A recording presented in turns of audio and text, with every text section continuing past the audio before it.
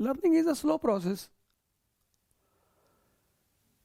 चाहे साइकिल सीखना हो, ध्यान सीखना हो, कार ड्राइविंग सीखना हो, पढ़ना सीखना हो, कुछ भी अगर सीखना है तो प्रोसेस स्लो होगी। जब वो प्रोसेस स्लो होगी तो तुम्हें लगेगा कि बहुत टाइम जा रहा है। नहीं, कुछ नहीं जा रहा है, क्योंकि एक बार जब तुम सीख गए तो इतनी स्पीड पकड़ोगे। तुम अगर याद करो, जब तुमने कार चलाना सीखा,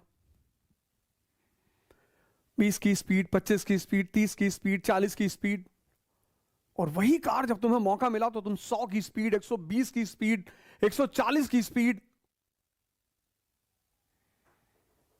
learning is a slow process.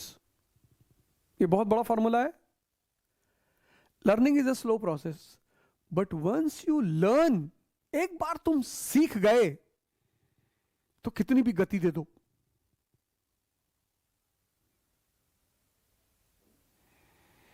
बहुत बड़ा फॉर्मूला है ये, कि एक बार तुम सीख गए तो तुम कितनी भी गति दे दो, फिर तो तुम्हारे ऊपर।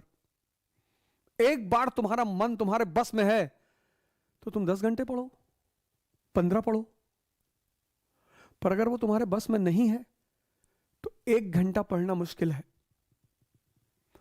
उस मन को बस में करने में जितना समय लगेगा, बस वही समय है। Learning is a slow process, but once you learn, सीखना एक धीमी प्रक्रिया है, लेकिन सीखने के बाद गति दी जा सकती है, और सीखने की कोई उम्र नहीं होती। सुभाष चंद्र बोस ने कहा कि भारत की आध्यात्मिक परंपरा में ही भारत का भविष्य छुपा हुआ है। क्या बात है।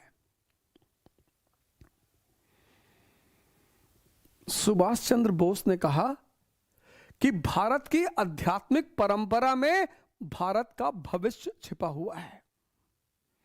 The future of India lies in the spiritual background of India.